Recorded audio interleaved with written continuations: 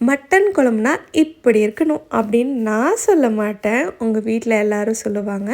இந்த மாதிரி நீங்கள் செஞ்சீங்கன்னா, இப்போ இந்த ரெசிபி செய்கிறதுக்கு 1/2 கிலோ இல்லைன்னா 3/4 கிலோ மட்டன் எடுத்துக்கோங்க. அதில் மஞ்சத்தூள் 1/2 டீஸ்பூன், 1 டீஸ்பூன் அளவுக்கு சிகப்பு மிளகாத்தூள், 2 டீஸ்பூன் அளவுக்கு புளிக்காத ஃப்ரெஷ்ஷான தயிர், உப்பு கொஞ்சமாக போட்டு நல்லா மிக்ஸ் பண்ணி மேரினேட் பண்ணி வச்சுருங்க. ஒரு 1/4 மணி நேரம் ஊறட்டும்.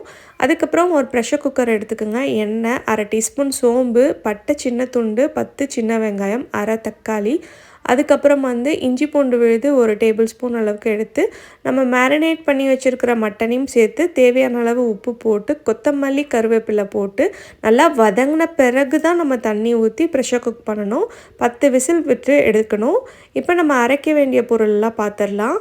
எண்ணெயில் 1/2 டீஸ்பூன் அளவுக்கு ஜீரகம், சோம்பு, 1 டீஸ்பூன் அளவுக்கு மல்லி, 1/2 டீஸ்பூன் அளவுக்கு மிளகு, கருவேப்பிலை, மிளகாய் வத்தல் 2, அப்புறம் சின்ன வெங்காயம் 10, இஞ்சி பூண்டு 1 டீஸ்பூன் அளவுக்கு கசகசா, அதுக்கப்புறம் முந்திரி 3, இதெல்லாம் போட்டு தேங்காய் 1/4 மூடி போட்டு வதக்கி அரைக்கணும்.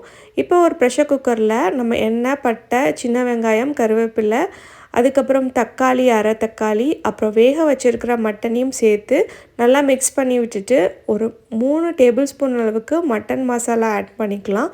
இது கூட அரைச்சி வச்சுருக்கிற விதையும் சேர்த்து தண்ணி எவ்வளோ வேணுமோ ஊற்றி உப்பு போட்டுட்டு கொத்தமல்லி புதினா போட்டு இறக்குனிங்கன்னா சூப்பரான மட்டன் குழம்பு ரெடி.